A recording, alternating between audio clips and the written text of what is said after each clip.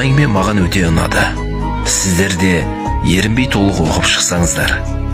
Болған оқиға ізімен. Қазір көп әкелер әйеліне қолқанат, баласына қол болып жүр. 6 жасар балам су ішем мама, су ішем деп еді. Ана жақта бала емізіп отырған әйелім кітап оқып отырған маған, анаға су құйып бере салшы деді. Мен осының алдында ғана осы намыс сайтындағы әкенің беделі қалай өседі деген анау бір мақаланы оқымағанда баяғымша ұшып түргелер ме едім, міз бақпадым. Естімеген кісідей есінеп құсынап кітабымды оқи бердім. Бір кезде емшектегі баланы сілке тастап, қатыным жұлқынсын. Кішкентай ғана нәрсе ғой, тұяғын қимылдаса өліп кетесің бе? Деп шаптықты кеп. Үндемедім. Күн көркіреп, найзағай жарқылдап, жаңбыр сіркіреп басылған соң, ештеңе болмағандай жұмсақ қана келші дедім. Менде мұны кішкентай нәрсе деп ойлайтынмын. Жоқ, бұл әсте кішкентай нәрсе емес екен. Отыр сөйлесейік дедім. Бүгіннен бастап баламның жұмысына мені қолқанат қылуды тоқтат. Оның шамасы келмейтін әке ретінде атқаратын көмектесетін жұмыстарды көрсетер мейірімнің мөлшерін өзім білемін. Ол 10 минут кешігіп су ішсе, шөлден өліп қалмайтын еді. Балаңды емізіп болған соң бұлқынбай барып құйып бере сал.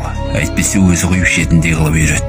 Дәл осылай кете берсек, бұл балалар ерте екеумізді де құл қылып дегенімен жүргізетініне көзім анық жетті. Қысқасы, сен мені құрметтетіп балаларды тәрбиелеуің керек екен. Балаларымыздың бойына қорыққаннан емес, құрметтегеннен сыйлайтындай дәнегіп үлгеруіміз керек екен. Ертең үлкейгенде кішкене кезінде қорқытып басқарған амалың жүзеге аспай қалады. Сонда не амал істемексің?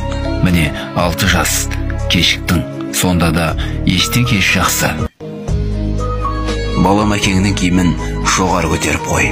Балам, әкеңнен ұят болмасын. Әкеңнің аяқ киімін дұрыстап қой. Әкеңді тамаққа шақыр. Әкеңнен рұқсат сұра. Әкеңді шығарып сал. Әкең келе жатыр, үйде жинастырың. Әкеңнің мазасын алма. Осындай сөздердің бір күнде кем дегенде біреуі айтылып тұру керек. Және мұны балаға істете біл. Ал мен мамаларыңа рахмет айтыңдар. Мамаларың ренжіп қалмасын. Мамаларыңа сыйла берейік. Мамаларыңмен ақылдасыңдар деген сөздерді айтып тұруым керек. Ойындағысы болмай қалса, жер тепкілеп, жер тырнап шылап екеумізді боқтап жатқан мына боқмұрын ертең басымызды қайонға қаратар дейсің. Сені мені қазірден бастап өзіңе қолқанат, балама құл қылмай-ақ қой. Мұны тыймасаң, ертең ақ сен де менің қатарыма қосылып, келініміз бен баламыз отырған арбаға шегілген қос аттай, қос аяқтайтынымыз анық іс.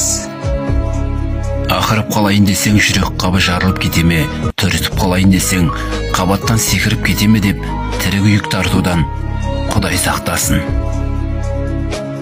Баланы жұмса үйрен. Ауылда өскен баламыз ғой, жұмсалғаннан жаман болған жоқпыз. Баяғыда жиреншеге біреу қолқанатың бар ма дегенде, ат үстінде тұрған жиренше бар деп 3 жастағы баласын көрсетіпті. Ойбай-ау, мынауда қолқанат па депті жолдасы. Сонда жиренше жерге қамшысын тастай салып, 3 жастағы баласына, балам, қамшынды алып беріп жіберші депті. Баласы домаланып келіп, қамшыны жерден көтеріп, әкесінің қолына жеткізіпті. Сонда жиренше қолқанат деген осы емес пе деген екен.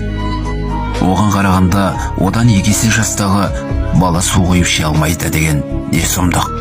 Баяғы демей-ақ қояйын, өз әкемді, өз ауылымдағы әкелерді көрдім. Кедейінде, байында көрдім. Қонаққа барса да бала көтеріп безілдеп, немесе шынашақтай баласына сөйтесің бе, бүйтесің бе, қане мынаны көрші деп маймылша билеп тұратын бүгінгідей әкелерді көрген емеспін. Баласына әкесін сыйлата алған әйел нағыз әйел. Ол әйелдің басы баласының алдында да, шарының алдында да қадірлі боларына күмәніңіз болмасын. Алладан алар сый басқа.